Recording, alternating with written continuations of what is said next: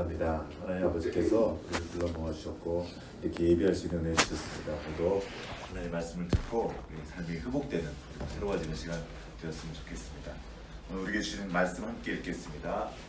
마태복음 6장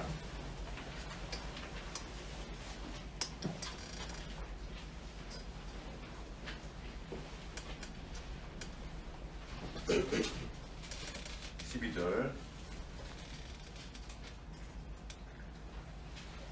같이 읽겠습니다. 시작. 우리가 우리에게 죄 지은 자를 사하여 준 것 같이 우리 죄를 사하여 주옵시고. 아멘. 그 다음에 신명기로 한번 가보겠습니다. 15장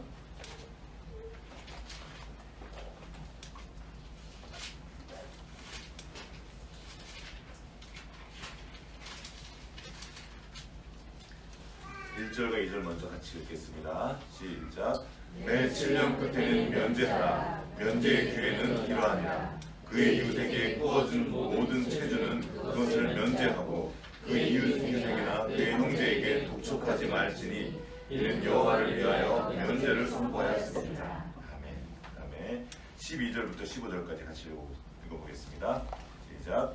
내 동족 히브리 남자나 히브리 여자가 내게 팔렸다 하자. 만일 6해 동안 너를 섬겼거든 7째 해에 너는 그를 놓아 자유롭게 할 것이요 그를 놓아 자유하게 할 때에는 빈손으로 가게 하지 말고 내 양무리 중에서와 타작마당에서와 포도주 틀에서 그에게 후히 줄지니 곧 내 하나님 여호와께서 내게 복을 주신 대로 그에게 줄지니라.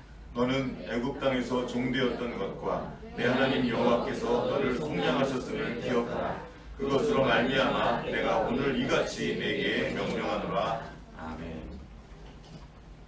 오늘 우리도 주기도문 6번째 장으로 들어왔는데요. 주기도문 안에는 우리를 향한 우리 하나님 아버지의 마음이 담겨 있습니다. 그리고 예수님께서 기도하라 하신 것은 주시겠다는 겁니다. 내가 이것들을 주기 원하니까 구하라는 겁니다. 그냥 주면 고마운 줄 몰라요. 하나님이 주신지도 모릅니다. 그래서 구하게 하시고 이것을 주는 분이 누구인지 알게 하시기 위해서 이렇게 기도를 가르쳐 주셨어요.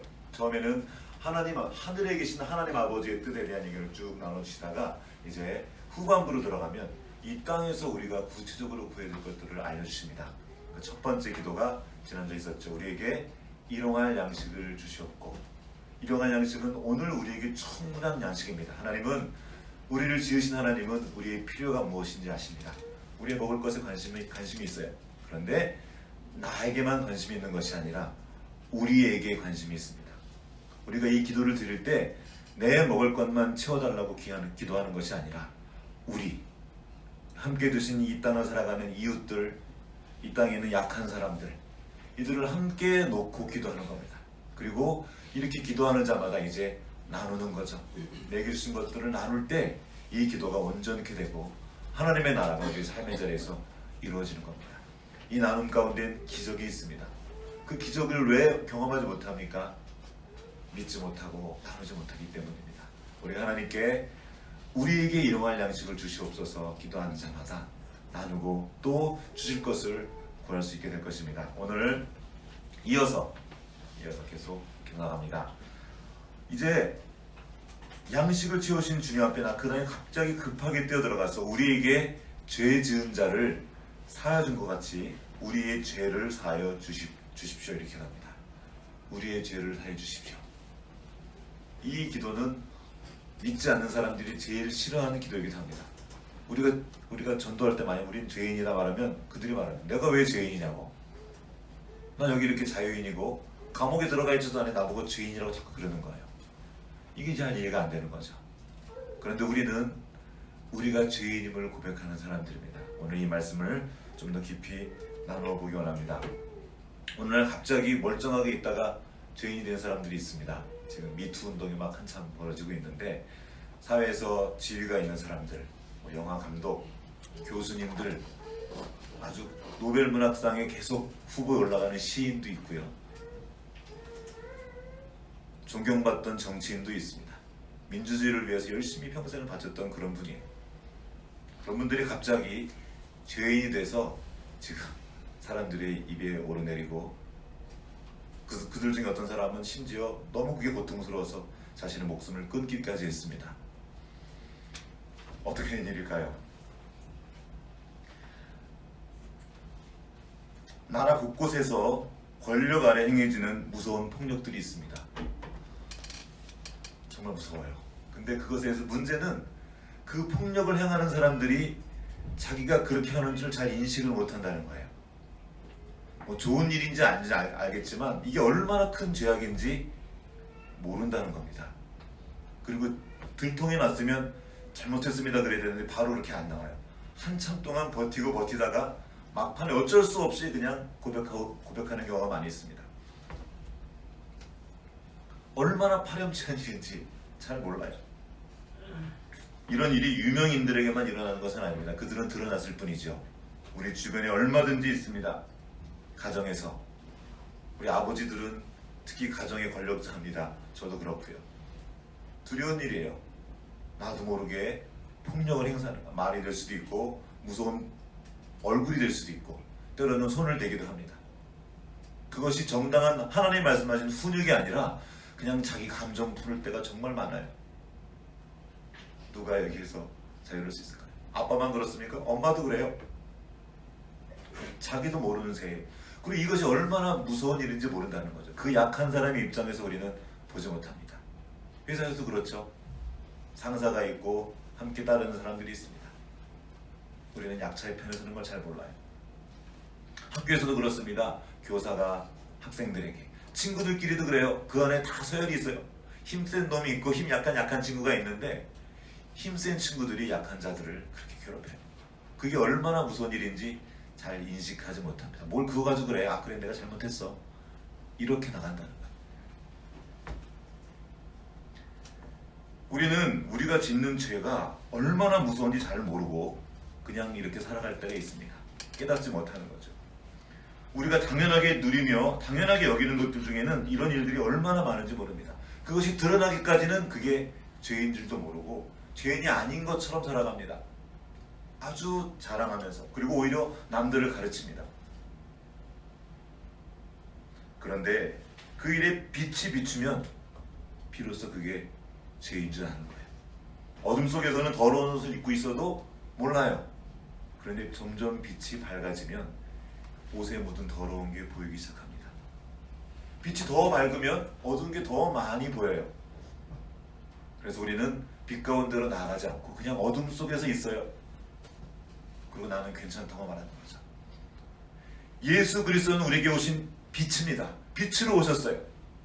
그러니까 어둠에 있는 그 사람들이 싫어하는 거예요. 왜냐하면 내 죄가 드러나는 것을 원하지 않으니까. 우리 다 그렇습니다. 인간의 본성은 빛을 피해요. 내 마음대로 이것을 즐기기 원하는 겁니다. 그런 주님이 우리 가운데 오셨고 우리를 비추십니다. 왜요? 우리를 드러나게 해서 우리를 괴롭히고 부끄럽게 하기 위함이 아닙니다. 그 죄로부터 자유케 하기 위함입니다. 그 빛이 비춰지고 이것이 드러났을 때 그때 늦게 죄인 줄을 깨닫게 되었을 때는 이미 늦었을 때가 많습니다. 그러니까 죽어버리는 거예요. 이게 해결이 안 되니까. 왜 자꾸 이런 일들이 벌어집니까? 왜 자꾸 끝까지 버팁니까? 만물보다 거짓되고 심히 부패한 것이 사람의 마음이기 때문입니다. 누가 능히 이를 알려마는 몰라요. 우리가 얼마나 죄인인지 우리는 모릅니다. 자기의 죄를 인식하지 못하면서도 남의 부패와 악함에 대해서는 치를 떱니다. 어떻게 저럴 수가 있을까? 어떻게 자기 딸을 가진 사람이 다른 사람 딸들을 저렇게 할 수가 있을까? 이렇게 말하는 거죠. 맞죠? 그러면 안 되는 거죠. 근데 모른다는 거예요. 인식을 못해요. 어느 순간 되면. 요즘에 그 권력에 대한 그 글들 많이 올라오고 있는데 권력에 취하면 이 뇌에 손상을 입는데요. 그래서 어느 부분이 안 보인대요. 자기가 무시무시한 일을 하면서도 그걸 모른다는 겁니다. 노벨문학상 계속 후보로 올랐던 그 시, 제가 좋아하는 시도 몇 개 있는데 올라갈 때 보이지 않았던 꽃이 내려간 데 보인다. 뭐 이런 너무나 사람의 서정적이면서도 사람의 마음을 따뜻하게 했던 그 시인의 시들이 지금 쓰레기가 되어버렸어요. 교과서에서 다 빼요. 교과서에 있는 시들을 다 빼고 있단 말이에요. 그 감독님은 베니스 영화 최고의 영화제에서 최고의 작품상을 탄 사람입니다. 황금사자상인가 뭔가. 온 세계가 인정한 작품이에요. 예술이란 말입니다. 근데 그게 지금 쓰레기가 되어버렸어요.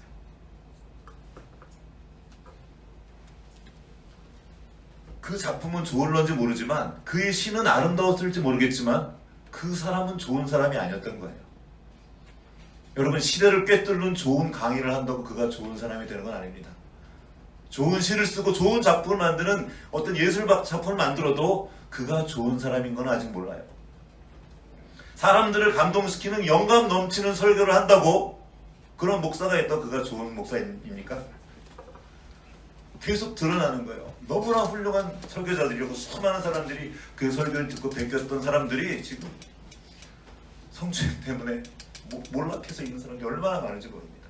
수많은 청소년들을 세우고 그들을 돕고자 했던 유명한 그 청소년 사역자가 정말 파렴치한 일을 저지르고 지금 매장당해 있습니다. 저도 두려운 일이고, 여기 지금 말씀을 전하는데 이게 무슨 일인가? 오늘 설교 한번 잘 해서 사람들에게 감동을 준다 한들 내가 좋은 사람이 되는 건가? 아니라는 거예요. 오히려 그 작품이 좋을수록, 그 설교가 좋을수록, 강의가 좋을수록 더 비참하게 추락할 수 있다는 겁니다. 더 실망하고 더 가슴 아파지는 거죠. 그 시 때문에 감동받았던 수많은 사람들이, 그 연극을 보고 감동받았던 수많은 사람들이 자괴감에 빠지는 거죠. 이게 어떻게 된 일인가? 어떻게 사람이 그럴 수가 있지? 그 끝은 어디인가? 그 추악함의 끝은 어디인가? 우리는 눈에 드러난 그 사람들을 보면서 답답해하고 분노합니다. 그러나 여기서 자유로울 수 있는 사람이 있습니까?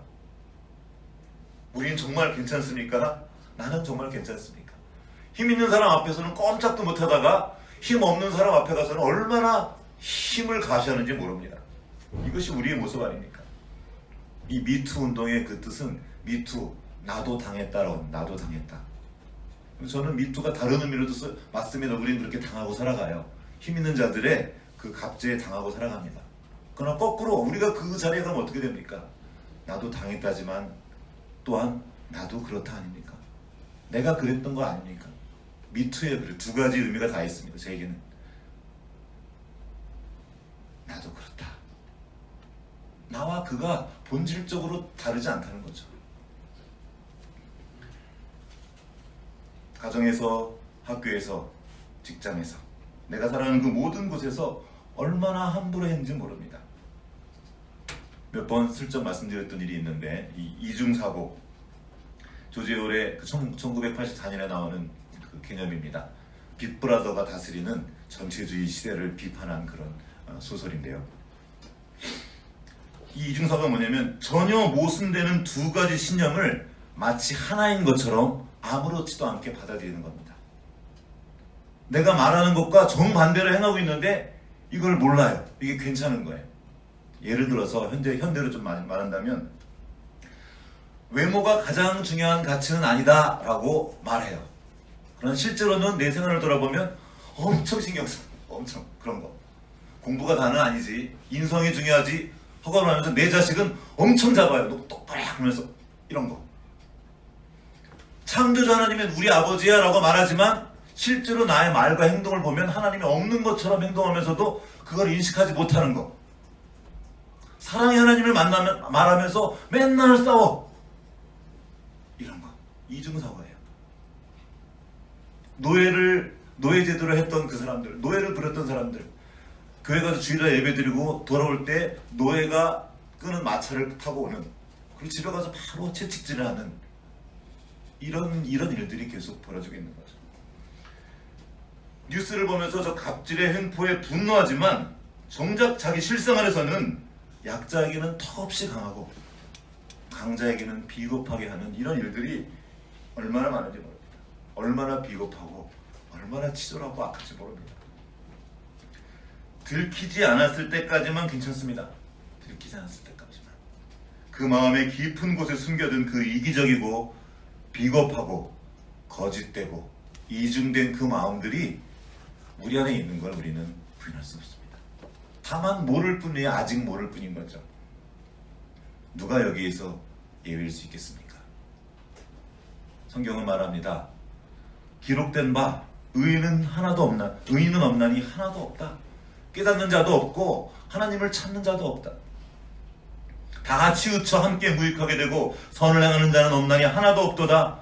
그들의 목구멍은 열린 무덤이요 그 혀로는 속임을 일삼으며 그 입술에는 독사의 독이 있고 그 입에는 저주와 악독이 가득하고 그 발은 피 흘리는 데 빠른지라 파멸과 고생이 그 길에 있어 평강의 길을 알지 못하고 그들의 눈앞에는 하나님을 두려움이 없도다. 로마서 3장에 나와 있는 말씀입니다.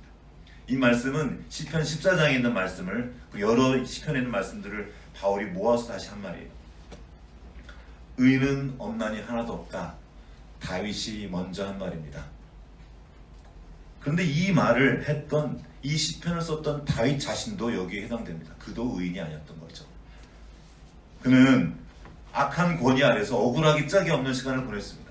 얼마나 억울하게 저러면 안 되는데 그 사울의 그 폭압 앞에서 그 폭정 앞에서 도망자로 살아야 했습니다. 그 젊은 날을 13년이나. 그러나 막상 자신이 그 절대 권력의 맨 꼭대기에 올라가자 어떤 일을 벌였습니까? 충직한 신하를 죽이고 자기의 욕망을 채우기 위해서 자신의 신하를 죽인 거예요. 정말 비열한 방법으로.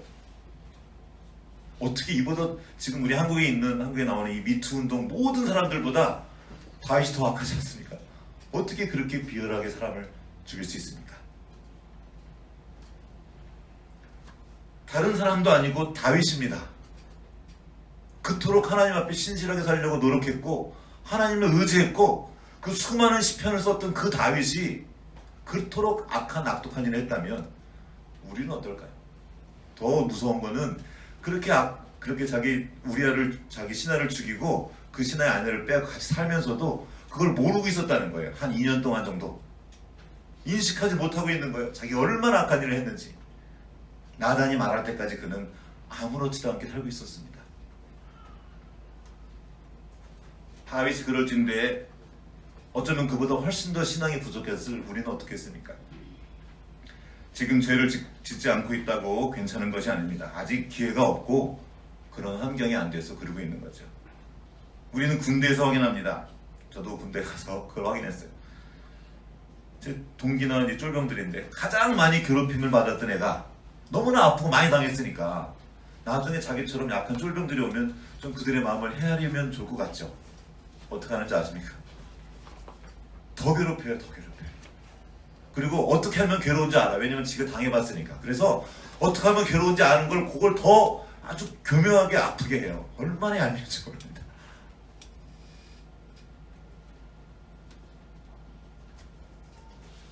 이것이 인간입니다. 이것이 하나님을 떠난 인간의 실존입니다.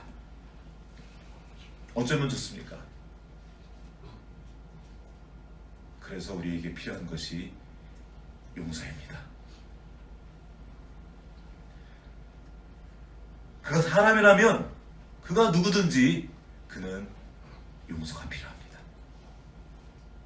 우리 아버지도 어머니도 목사님도 어떤 리더도 대통령도 그리고 우리 자녀도 그가 누구든지 그가 사람이라면 그는 용서가 필요합니다. 우리는 하나님의 형상을 따라 지음받은 존재입니다. 그러나 우리는 그 존재의 진실을 나타내지 않고 그 생명을 주시고 모든 것을 더해주신 하나님을 대적하고 반항했던 사람들입니다. 하나님을 괴롭게 했습니다. 인간의 죄와 그로 인한 타락은 하나님의 창조 세계를 엉망으로 만들어놨습니다. 이로 인해서 하나님이 엄청 진노하셨죠. 그 죄의 무게는 정말 엄청난 것입니다. 어린아이들도 자기가 만든 레고 하나 좀 부시면 아주 자기의 작품을 건드렸다는 거예요. 내가 보기에는 가만히 이렇게 만들어 놓은 거 보면 진짜 아무것도 아닌 건데 막 화를 내요. 자기가 그린 거를 굴렸다는 거예요. 어린애들 너희도 그렇지? 너희들이 만들어 놓은 레고 그때 막 가끔 분쟁이 일어나죠. 이거 누가 건드렸어? 막 그러면서 막 뭐 옆에서 이렇게 봤어요. 우리 아이들 자기 여기 있는 이 레고들 왜 그렇죠? 사람이라서 그래요. 하나님의 형상을 닮은 존재이기 때문에 내가 만든 작품을 누가 건들면 화가 나는 거예요. 그럼 하나님은요? 하나님이 만드신 이 아름다운 세계를 인간들이 다 망쳐놨어요. 그 질서를 막 허물어요. 마치 이거 뭐 쭉 늘어놓는 거, 이거 쭉 밀면 넘어가는 거 뭐죠 그거? 그래, 도미노를 이렇게 하나 이렇게 잘 쌓고 있는데 어느 날 지나면서 호 장난치면서 호 불어서 넘어뜨려요. 확 넘어져. 아이고 미안해 그런단 말이죠. 그렇지만 이거 넘어지는 순간 얼마나 화가 납니까? 그런 거예요. 하나님이 만들어진 섬세하게 아름답게 만들어진 그 질서를 다 망가뜨려 놓고 괜찮은 거예요. 나 아무렇지도 않아. 나에게 당장 피해가 오지 않는다는 거죠. 피해가 안 옵니까? 와요. 당장 모를 뿐이죠. 지구가 지금 망가져가고 있고 그로 인한 피해들을 사람들이 지금 다 받고 있단 말이죠. 이 죄는 하나님의 형상을 따라 우리를 창조하신 하나님을 심하게 모욕하는 일입니다. 어린아이라도 모욕을 받으면 기분이 나빠요. 나한테 그렇게 했다고 막 화를 내는 거죠. 눈만 잘못 떴다고 해도 제가 학교에서 보는 거예요. 제가 먼저 나를 째려봤어요. 제가 나한테 욕했어요. 가서 막 때리는 거예요. 자기가 모욕받았다고 느낄 때 그렇게 사는 거죠. 한 번은 수업 시간이었는데 딱 들어가자마자 안녕하세요 인사 딱 했는데 한 놈이 갑자기 뛰어가가지고 뒤에 있는 내가 여기 서 있는데 막 개패듯이 패는 거예요. 왜요? 걔가 자기를 약올렸다는 거예요. 자기를 모욕했다는 거예요.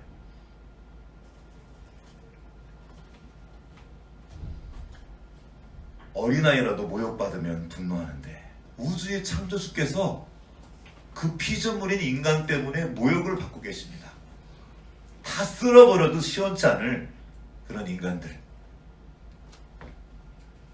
근데 하나님이 그런 우리를 용서해 주셨다는 겁니다. 지금도 끊임없이 용서하시며 우리가 돌아와서 그 생명의 진실을 나타내는 그 자리로 돌아올 수 있도록 돕고 계십니다. 그것이 역사 내내 있었습니다. 이 용서의 역사를 기록한 것이 바로 성경입니다. 진작에 다 끝났어야 될 우리를 살려주시고 날마다 돌보시는 거죠.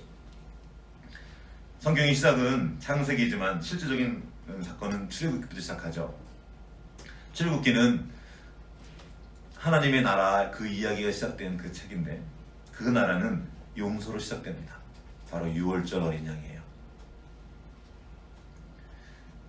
노예였던 이스라엘 백성들이 애굽에서 핍박을 당했습니다. 착취를 당했고 폭력적이었어요. 심지어 애들을 다 죽여버릴 정도로 폭력적인 제국이었습니다. 그런데 우리는 생각하는 거예요. 애굽 사람은 나쁜 놈이고 히브리 사람은 좋은 놈인가? 좋은 사람들인가? 아니라는 거죠. 우리는 광야 생활을 통해서 히브리 민족이 얼마나 고집스럽고 얼마나 못됐고 얼마나 교만한지 우리는 확인합니다. 은혜를 몰라요. 광야 40년을 통해서 그들의 그 죄악이 다 드러났습니다. 이스라엘 백성들도 애굽 백성도 다 용서가 필요한 사람들이었던 겁니다. 그러면 그들은 왜 애굽 사람들은 왜 용서받지 못했고 이 이스라엘 백성들은 왜 용서받았습니까? 다른 조건이 없었어요. 어린 양의 피, 그 문설주에 발라있던 어린 양의 피 때문에 그들은 용서받았습니다. 그날 살아난 사람들 중에 도둑도 있을 수 있고요, 죄를 지은 사람도 있을 것이고요, 못된 사람 다 있었단 말이에요. 그들이 어린 양의 피 때문에 용서받았습니다. 애굽 사람이라도 그 피를 발랐으면 살아나는 거예요. 그 작은 순종. 하나님은 우리의 힘으로 도저히 해결할 수 없었던 그 죄의 문제를 해결해 주셨습니다. 세상은 죄의 문제를 어떻게 해결합니까? 방법은 간단해요. 죽이든가 가두든가. 이 세상의 죄를 해결하는 방법이에요. 그런데 하나님이 그 죄를 해결하시는 방법은, 선택하신 방법은 용서였습니다. 용서예요. 그 용서는 하나님의 전적인 은총입니다. 우리가 잘해서가 아니에요. 하나님이 용서하시기로 작정하셨고 은총을 베푸신 겁니다. 이것이야말로 인류를 향한 복음입니다. 용서의 복음, 용서의 약속. 이 언약은 말씀을 믿는 모든 이에게 알려진 약속입니다. 기쁜 소식이에요. 이것을 우리는 복음이라고 부릅니다. 한번 말씀 읽어보겠습니다. 시편 103편.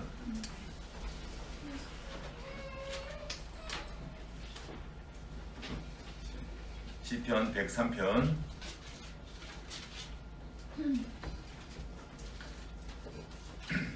내 영혼아 여호와를 송축하라. 내 속에 있는 것들아 다 그의 거룩한 이름을 송축하라.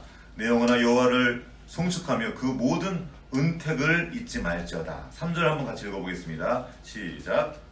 내 모든 죄악을 사하시며 내 모든 것을 보시시며 아멘.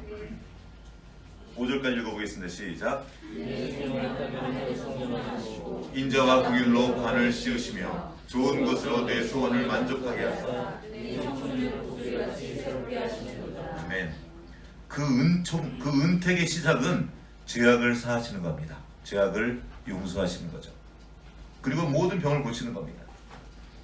우리는 죄로 인해 파멸될 수밖에 없는 그런 존재였는데 하나님이 우리를 용서해 주신 거예요. 우리가 살 길은 그거 딱 한 가지였어요. 하나님이 용서해 주시는 것. 어떤 것으로도 그 죄를 씻을 수 없고 그 값을 치를 수 없었기 때문입니다. 자, 3편 10절과 12절 한번 13절까지 한번 읽어보겠습니다. 시작. 우리의 죄를 따라 우리를 처벌하지는 아니하시며 우리의 죄악을 따라 우리에게 그대로 갚지는 아니하셨으니 이는 하늘이 땅에서 높음같이 그를 경외하는 자에게 그의 인자하심이 크심이로다. 동이 서에서 먼 것 같이 우리의 죄가를 우리에게서 멀리 옮기셨으며 아버지가 자식을 긍휼히 여긴 같이 여호와께서는 자기의 경외하는 자를 긍휼히 여기시나니. 한 번 더. 이는 그가 우리의 체질을 아시며 우리가 단지 먼지뿐임을 기억하심이로다. 아멘. 동이 서에서 먼 것 같이 우리의 죄가를 우리에게서 멀리 옮기신 분이 우리 하나님이십니다. 이 약속의 말씀을 실제가 되게 하신 분이 바로 우리 주 예수 그리스도죠. 어디서 이 약속이 실제가 됩니까? 바로 십자가입니다. 십자가에서 그 용서를 확증해 주시는 거예요. 그리고 그 십자가에 위해서 이렇게 말씀하십니다. 누가복음 23장 34절 말씀을 제가 읽어드릴게요. 이 예수께서 이르시되 아버지여 저들을 사하여 주옵소서 자기들이 하는 것을 알지 못함이니이다. 우리가 모르는 걸 아시는 거예요. 그리고 말씀하십니다. 저들을 용서하여 주십시오. 뭘 보고 용서하라는 거예요? 그들이 잘해서가 아닙니다. 여전히 모르고 여전히 예수님을 비난하고 비꼬고 희롱하고 있어요. 지금 말도 안 되는 그 일을 하고 있는 그 사람들 향해 예수님 말씀하시는 겁니다. 저들이 하는 짓을 모릅니다. 뭘 보고 용서합니까? 예수 그리스도의 십자가.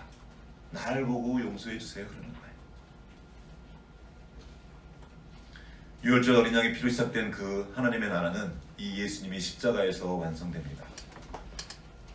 그리고 그 십자가에서 예수님의 몸된 교회가 시작됩니다. 여러분, 교회는 용서로 시작되는 것입니다. 교회는 용서를 위한 장소예요. 용서받은 것을 확인하고 용서하기로 다짐하며 이를 위해 은혜를 구하는 것이 교회입니다. 예수 그리스도께서 계신 곳에 용서가 있습니다. 예수님이 직접 제정해 주신 성례, 세례와 성찬. 세례는 죄사함이죠. 이것도 용서고, 성찬, 그 죄사함을 확증해 주시는 거예요. 너희가 용서받았다. 내 몸을 먹고 내 피를 마셔라. 복음이 있는 곳에 교회가 있고 교회가 있는 곳에 용서가 있습니다. 죄의 용서가 없다면 그것은 참된 의미에서 교회라고 할 수가 없어요. 그냥 모임이죠. 단체인 거죠. 교회는 용서받은 공동체며 용서하는 공동체입니다. 예수 그리스도의 십자가로 용서하지 못할 죄가 없다는 거예요. 그 십자가 때문에 오늘 우리가 이렇게 하나님 앞으로 나와 예배 드릴 수 있다는 거죠. 그리고 주님께서 우리에게 이렇게 가르쳐 주셨습니다. 우리가 우리에게 죄 지은 자를 사하여 준 것 같이 우리 죄를 사하여 주옵시고, 이렇게 기도하라고 가르쳐 주신 겁니다. 이 말씀의 헬라어 원어를 보면 여기 성경에도 보면 그 밑에 써 있어요. 원어가 이렇게 되어 있습니다. 빚진 자를 탕감하여 준 것 같이 우리의 빚도 탕감하여 주옵시고. 원래 언어는 빚을 탕감하는 겁니다. 이 기도는 그냥 종교적인 언어가 아니라 실제적인 말이었었어요. 그 당시에 수많은 그 이스라엘 백성들이 빚더미에 살고 있었어요. 그냥 빚이에요. 빚. 느낌이 오지 않습니까? 빚으로 얘기하니까. 다시 신명기 15장 말씀을 한번 가보겠습니다.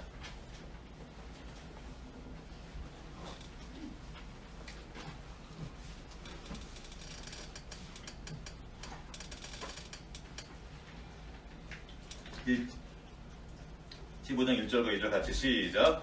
내 시험 끝에는 면제하라. 면제의 일은 이러하니라. 그의 이웃에게 부어준 모든 채주는 그것을 면제하고 이웃에게나 그의 형제에게 독촉하지 말지니 이는 여호와께를 위하여 면제를 선포하셨습니다. 아멘. 빚진 여러분, 우리 하나님 좋지 않습니까? 빚을 지고 싶어서 지는 사람이 있습니까? 없어요.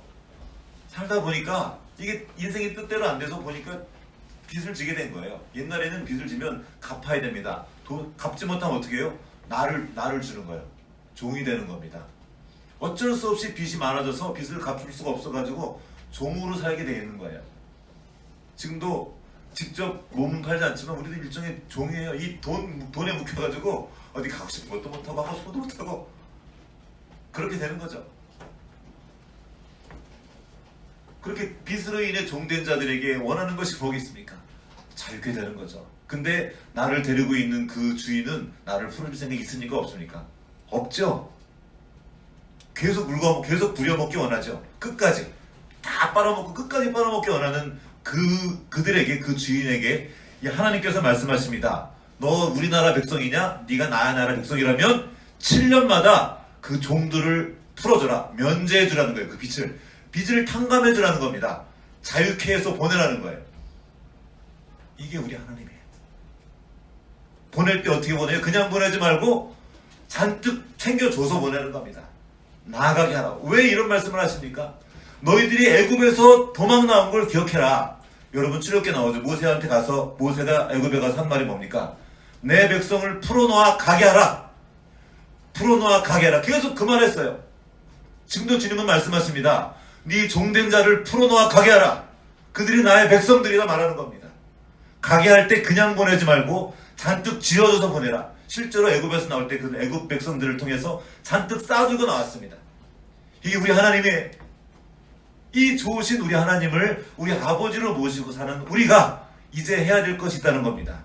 네가 종되었었냐? 거기서 이제 구제되었지?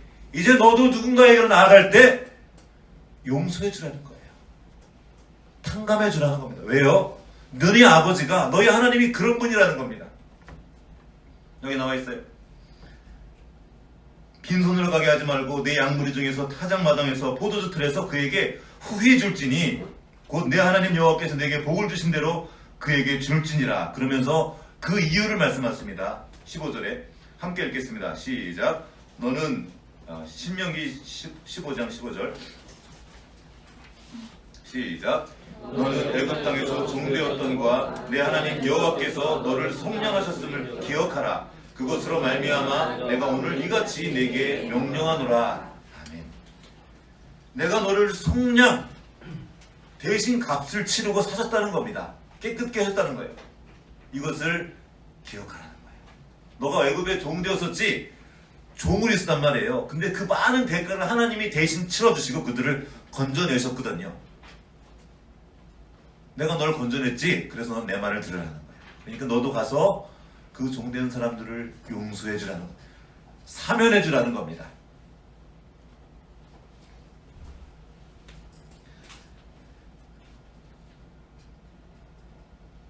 우리는 이 빚진 자의 마음을 압니다. 우리는 모두 빚진 자입니다. 실제로도 빚이 있고 오늘 살아가는 게 어렵잖아요. 더 큰 빚은 하나님께 빚을 진 거예요. 그 모든 빚을 하나님께서 탕감해 주시고 살려주신 겁니다. 예수님의 이 주기도문은 이 복음을 담고 있어요. 하나님이 너희를 탕감해 주셨다. 자유케 해주셨다는 거죠. 여기에 자유가 있습니다. 오늘 양식만 있다고 자유합니까? 빚이 있으면 자유할 수가 없어요. 이것들을 해결해 주시기 원하십니다. 그리고 너희도 그 일에 동참하라는 겁니다. 이게 하나님의 나라라는 거예요. 여러분, 우리 인생은 태어나면서부터 빚입니다. 태어나면서 엄마에게 아픔을 줬죠. 아주 큰 아픔을 주고 태어났습니다. 한 거 없이 다 받기만 했어요. 엄청 받았어요. 뭐 주면서 태어나자마자 얘기만 뭐 하는 얘기 없어요. 다 받으면 태어났습니다. 누가 주셨습니까? 하나님이 주셨습니다. 우리는 하나님의 소유예요. 말하자면 모든 것이 다 하나님께 빚을 진 거라는 겁니다. 하나님이 그 빚을 탕감해 주셨습니다. 이것이 용서입니다. 그러면서 용서를 구하러 가면서 한 가지 단서를 하셨어요. 우리가 우리에게 죄 지은 자를 사하여 준 것 같이. 이 말은 너희가 그 사람들 죄 용서 안 해주면 너희는 용서 안 해줘, 이 말이 아닙니다. 그 하나님의 용서에 동참하라는 거예요. 근데 우리가 느끼는 거 있어요. 나는 용서가 안 돼요. 여러분 용서하기 쉽습니까? 어떠세요? 용서하기가 어려워요. 작은 것도 이렇게 꽁하고 가지고 있는 것이 우리입니다. 게다가 권위한테 받은 어떤 상처나 아니면 억울하게 받은 상처들은 이게 잘 없어지지 않아요. 이렇게 막 자꾸 새겨요. 이렇게 되새김질 하듯이 잊어버릴 만하면 다시 되새고. 죄로 인해 오염된 우리의 마음은 누군가를 용서할 수 없습니다. 어떤 때는 힘든 일은 어떻게 참을 수는 있어요. 외면할 수는 있습니다. 그런데 용서는 안 돼요. 용서하지 않아요. 하고 싶어도 잘 안 돼요. 저만 그렇습니까? 그럴 때가 있단 말이에요. 근데 예수님은 용서하라고 하셔요. 70번씩 7번이나 용서하라고 하십니다. 어떻게 이게 가능합니까? 주님께서 우리를 용서하라고 하신 것은 우리가 받은 용서를 전제로 합니다. 먼저 우리의 모든 빚을 탕감해 주신 거죠. 누가 용서할 수 있습니까? 용서받은 자만이 용서할 수 있습니다. 더 많이 탕감받은 자가 이제 용서하는 겁니다. 좀 전에 읽었던 그 말씀, 너를 속량하셨음을 기억하라. 네가 용서받은 자라는 걸 기억하라는 거죠. 용서의 근거는 나의 넓은 마음이 아니라 주님께서 베푸신 은혜입니다. 어둠 속에 있는 사람은 자신의 죄의 추악함을 몰라요. 그런 상태에서는 용서할 수 없습니다. 그러나 이제 빛 가운데로 나오면 이제 알게 되는 거예요. 내가 얼마나 큰 죄인인지, 내가 얼마나 많은 죄를 용서받은 자인지, 그것을 깨닫게 될 때 이제 비로소 누군가를 용서할 수 있게 되는 겁니다. 바울이 말했어요. 나는 죄인 중에 괴수다. 왜 그렇습니까? 죄를 더 많이 졌나요? 아니에요. 우리보다 훨씬 죄 조금 졌습니다. 율법을 거의 완벽하게 다 지켰어요. 근데 그거 왜 죄인 중에 괴수입니까? 빛 가운데로 나가는 거예요. 빛 가운데 나가니까 너무 더러운 거예요. 그 밝은 빛에 서니까 보이는 겁니다. 자이든 타이든 우리는 말과 행실로 죄를 짓습니다. 예외가 없습니다. 남보다 나은 사람 없습니다. 영웅 그런 거 없어요. 저는 이제 사건이 터져도 실망하지는 않습니다. 어떤 목사님, 어떤 대단한 분이 무시무시한 죄를 저질러도 우리는 당하거나 놀라지 않습니다. 그게 인간이에요. 다윗도 그렇게 넘어졌고. 그리고 우리가 기억하는 것은 나도 그렇다는 겁니다. 미투. 다윗이 그랬습니까? 미투. 이스라엘 백성들이 그렇게 못되게 했습니까? 미투. 나도. 베드로가 예수님을 버렸습니까? 나도. 가룟 유다가 예수님을 팔았습니까? 나도. 우리가 얼마나 많은 때 주님을 팔아버렸습니까? 그런 일을 주님께서 용서해 주신 거예요. 그 용서를 믿으면 베드로가 되어서 사역자가 되는 것이고, 그 용서를 믿지 못하면 자기를 죽이는 가룟 유다가 되는 것입니다. 주님은 베드로를 용서하실 뿐만 아니라 가룟 유다도 용서하셨어요. 가룟 유다도 그 성찬에 동참하셨단 말입니다. 용서해놓고 시작하신 거예요. 이것이 주님의 십자가입니다. 이것이 복음이에요. 예외가 없다. 들어봐라. 이게 주님의 몸된 교회고 그 공동체인 것입니다. 나도 그렇다. 그 겸손에서 용서의 삶이 시작됩니다. 용서가 필요 없는 사람은 아무도 없어요. 우리는 태어날 때부터 누군가를 아프게 하고 지금도 그 일을 행하고 있습니다. 애들이라고 안 하고 너희들도 그래. 너희들도 얼마나 사람도 아프게 하는지 모르지? 아프게 하는 거예요. 우리도 그렇습니다. 나도.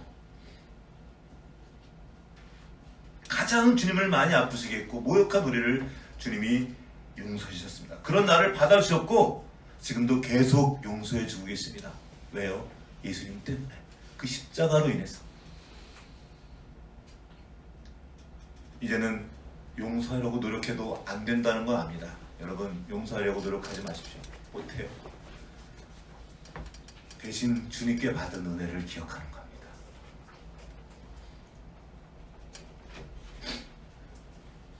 하나님은 우리의 모든 죄를 용서해 주셨습니다. 그리고 성령을 보내셔서 이제 도와주시는 겁니다. 내가 어떤 존재, 내 죄를 깨닫도록 도와주시는 거예요. 그리고 이제 그 죄를 나의 힘으로 어찌할 수 없다는 것도 알게 하십니다. 그래서 포기하는 게 아니라 주님을 바라보는 거예요. 주님의 십자가를 바라보는 겁니다. 그 십자가가 용서입니다. 우리는 용서 못해요. 그 십자가를 바라보고 엎드리는 거예요. 주님, 내가 죄인입니다. 나를 살려주신 주님께 감사합니다.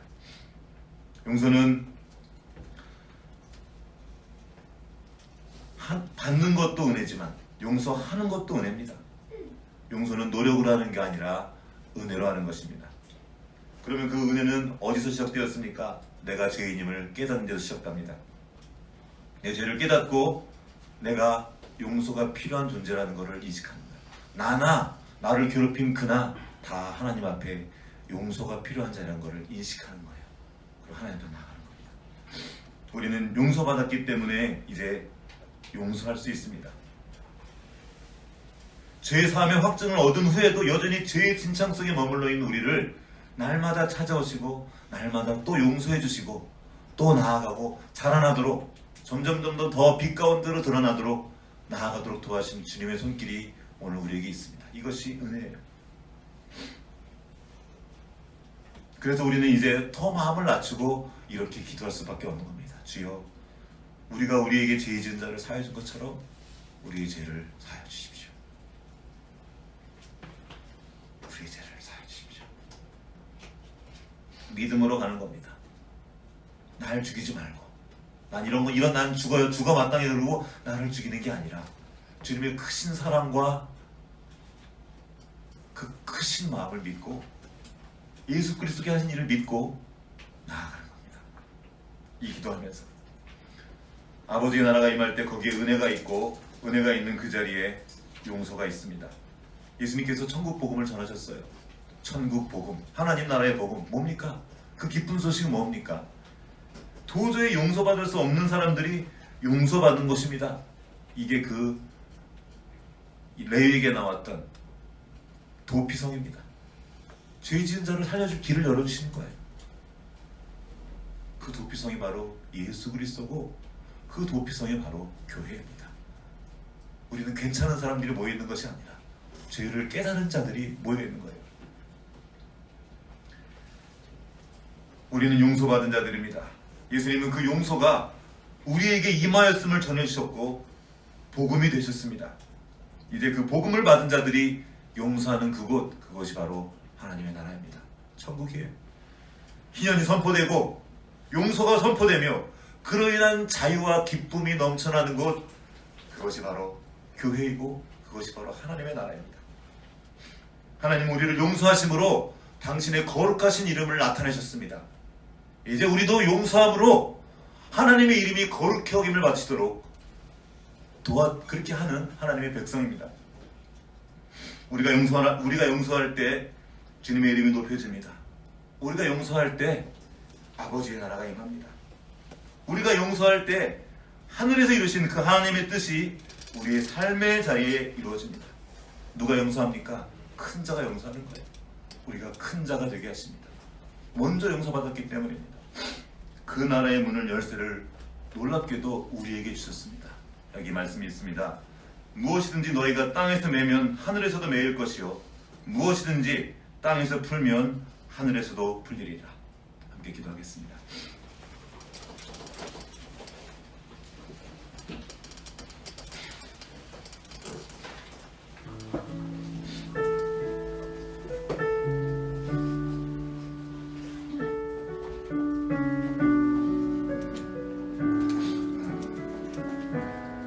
사실은 설교 준비하면서 많이 힘들었습니다.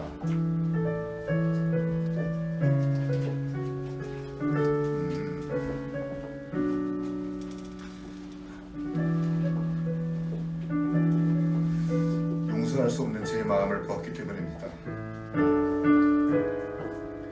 딱딱하게 굳어있는 제 마음을 봤기 때문입니다.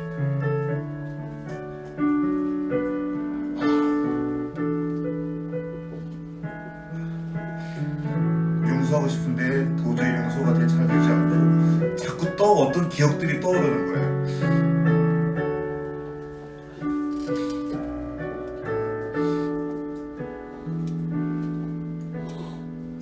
그런 저에게 주님께서 이 말씀을 들려주셨습니다. 기억해라. 네가 용서받은 걸 기억해라. 내가 너를 용서했다. 네가 나를 얼마나 아프게 했는지 아느냐? 네가 나를 얼마나 괴롭게 했고 얼마나 고집부렸는지 아느냐. 내가 너를 용서했다. 십자가가 그 증거다. 용서하려고 노력하지 말고 나의 십자가를 바라봐라. 여기에 주님의 용서가 있고 여기에 하나님의 나라가 있습니다.